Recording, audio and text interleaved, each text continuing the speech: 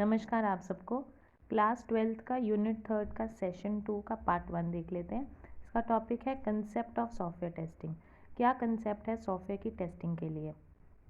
जो भी हम सॉफ्टवेयर बनाते हैं उसका टेस्टिंग करना ज़रूरी होता है और उस टेस्टिंग प्रोसेस को कंप्लीट करने के लिए हम दो प्रोसेस करते हैं, सॉफ्टवेयर की वेरिफिकेशन और सॉफ्टवेयर की वैलिडेशन। तो पहले देखते हैं सॉफ्टवेयर टेस्टिंग क्या होता है। ये ऐसी प्रक्रिया होती है, ऐसा स्टेज होता है जिसमें हम सॉफ्टवेयर की सारी गुणवत्ता और उसकी कार्य क्षमता दोनों चीज़ें जानते हैं। मुख्य उद्देश्य इसमें यही होता है कि उस सॉफ्टवेयर को जो हमने बनाया है यूज़र के लिए, उसमें किसी भी तरह के बग्स या एरर्स ना हो। और इसके लिए हम अलग अलग तकनीक का उपयोग करते हैं उन बग्स को फाइंड आउट करने के लिए और उस पर काम करने के लिए। और जो सॉफ्टवेयर टेस्टिंग है वो वेरिफिकेशन और वैलिडेशन की एक प्रक्रिया है। तो समझिए वैलिडेशन क्या होता है। सॉफ्टवेयर वैलिडेशन जो है वो कम्प्लीटली निर्धारित होता है कि जो इसके लिए भी हमने सॉफ्टवेयर बनाया है, वो जो यूज़र है उसकी सारी आवश्यकताएं हम पूरी करें, जो भी उसने डिमांड की थी। अब ये जो प्रोसेस है सॉफ्टवेयर वैलिडेशन की, ये प्रोसेस आपकी SDLC के बाद की प्रोसेस होती है। मतलब जब आपका सॉफ्टवेयर पूरा डेवलप हो गया तब ये प्रोसेस स्टार्ट होगी। और इसका जो मेन काम है, मेन ऑब्जेक्टिव है, वो सिर्फ यूज़र की जो भी रिक्वायरमेंट्स थी उसको पूरा करने का है, बस। नेक्स्ट है आपकी सॉफ्टवेयर वेरिफिकेशन। सॉफ्टवेयर वेरिफिकेशन के अंदर हम खामियों का पता लगाते हैं, कोई एरर्स है, हर एक स्टेप पे ये शुरू हो जाती है। ये SDLC के पहले स्टेप से शुरू होती है और जब हमारा पूरा सॉफ्टवेयर डेवलप हो जाता है तो ये आखिरी में ख़त्म होती है। इस बीच जो भी एरर्स आते हैं उनके ऊपर ये काम करती है और उसको सुधारती है। नेक्स्ट आप इन दोनों में डिफरेंस देख लीजिए। ये अलग से डिफरेंस भी आ सकता है 2 से 3 नंबर में, और डेफिनेशंस भी पूछी जा सकती है। तो वैलिडेशन क्या है? वैलिडेशन है जो ग्राहक की आवश्यकताओं के अनुसार काम करती है। और वेरिफिकेशन क्या है? जो सॉफ्टवेयर सही ढंग से काम कर रहा है या नहीं उसको चेक करती है।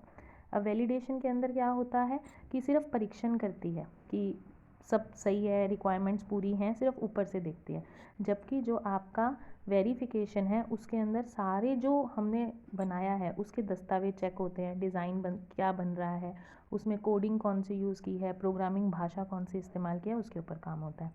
पहले में आपको कोड की ज़रूरत नहीं होती क्योंकि सिर्फ SRS में जो रिक्वायरमेंट्स लिखी गई है वो सब पूरी हो रही हैं, आउटपुट के तौर पे वो देखा जाता है। जबकि दूसरे में आपको कोड की ज़रूरत होती है। पहले में आपको विकास के पहले चरण से ही त्रुटियों का पता लगना शुरू हो जाता है। आपने इनपुट दिया, आपको पहले ही पता चल जाएगा कि ये काम नहीं कर रहा। जबकि जो आपकी दूसरी स्टेज है उसके अंदर आपको पूरी वो त्रुटियाँ, जो एरर्स हैं, वो खोजने पड़ते हैं उसके अंदर और फिर हाथों हाथ उसमें काम करना पड़ता है। पहला प्रोसेस जो है आपका वो व्यक्ति की राय पर आधारित होता है, जबकि हमारा जो दूसरा प्रोसेस है उस पर तथ्य के आधारित पे काम होता है। नेक्स्ट देखिए टेस्ट केसेस। अब टेस्ट केस क्या होता है? टेस्ट केस जो होता है एक तरह का डॉक्यूमेंट होता है जिसमें हम बहुत सारी कंडीशंस लगा के, हम जो टेस्टर है वो उस सॉफ्टवेयर को टेस्ट करता है ये देखने के लिए कि वो कस्टमर की ज़रूरतों के अनुसार काम कर रहा है या नहीं। अब इसके फ़ायदे क्या हैं? जब हम सब कुछ टेस्ट कर रहे हैं तो सॉफ्टवेयर हाई क्वालिटी का बनेगा, ठीक है, और मेंटेनेंस और सपोर्ट में लगने वाली कॉस्ट को हम कम कर सकते हैं। नेक्स्ट, यूज़र की आवश्यकताओं को वेरीफाई करने में हेल्प करता है सॉफ्टवेयर टेस्ट केसेस। आपके टेस्ट केस को फ्यूचर में हम दोबारा से प्रयोग कर सकते हैं। एक बार हमने वो टेस्ट केस ले लिया तो उसके साथ के जो भी सॉफ्टवेयर बनने के लिए आएंगे तो हम उसका इस्तेमाल दोबारा कर सकते हैं और ये हमेशा सरल और पारदर्शी होते हैं। नेक्स्ट है आपकी test case approaches. Test case करने के लिए हमारे पास दो अप्रोच होती है, ब्लैक बॉक्स टेस्टिंग और white box testing. Most important, exam में ये क्वेश्चन आएगा ही आएगा, चाहे 3 में आए चाहे 5 में आए। ब्लैक बॉक्स टेस्टिंग के और भी नाम हैं। ब्लैक बॉक्स को हम behaviour testing, input output testing के रूप में भी जानते हैं। पहले ब्लैक बॉक्स देख लेते हैं। ब्लैक बॉक्स में जो टेस्टर है वो सॉफ्टवेयर के अंदर के स्ट्रक्चर का ज्ञान नहीं रखता। ब्लैक बॉक्स नाम से पता चल रहा है, काला डब्बा। आपको सिर्फ इनपुट दिखेगा और आउटपुट क्या आ रहा है वो दिखेगा। अंदर जो भी उन्होंने प्रोग्रामिंग भाषा ली है, कोई कोड लगाया है, जो भी वो काम कर रहे हैं, कौन सा डिज़ाइन बनाया, आपको उससे कोई लेना देना नहीं है। आपको सिर्फ अपने प्राप्त इनपुट पे सही आउटपुट होना चाहिए, ये चेक करते हो। नेक्स्ट, इसमें टेस्टर जो है उसको प्रोग्रामिंग का ज्ञान नहीं होता। नेक्स्ट, इसमें हमेशा यूज़र के दृष्टिकोण से ही टेस्ट किया जाता है, इसलिए ये कम जटिल होता है, डिफ़िकल्ट कम होता है। इसे परफॉर्म करने में कम समय और कम लागत लगती है। और इसकी जो टेस्टिंग होती है उसके 3 तरीके हैं। एक फंक्शनल टेस्टिंग है, नॉन फंक्शनल टेस्टिंग है और रिग्रेशन टेस्टिंग है। आपको इसमें सिर्फ अभी नेम्स याद करने हैं।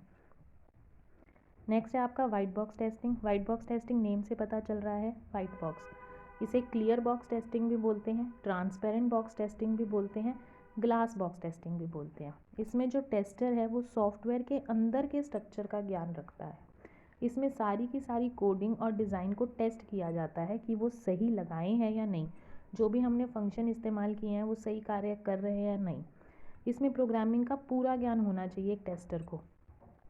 ये बहुत जटिल होता है, डिफ़िकल्ट होता है और परफॉर्म करने में बहुत ज़्यादा समय और पैसा लगता है।